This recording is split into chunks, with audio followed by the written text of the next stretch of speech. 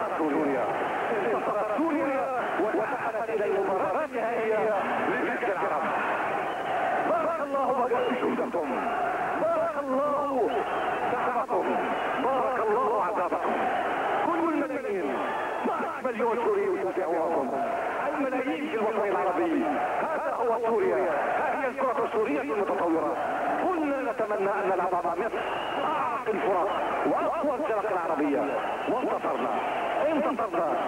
مش معقول، كنا معقول ونطلع تكون سوريا. مبروك يا رجال سوريا، جملة من الملايين لهؤلاء الرجال يتقدم نحو يزيد محروس يبكي فرحا.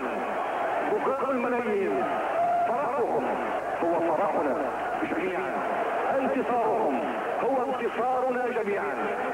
بارك الله بك يا مالك شكوحي، كرتان تصدى له، جهد كبير بذله الفريق السوري حتى حقق هذا الانتصار.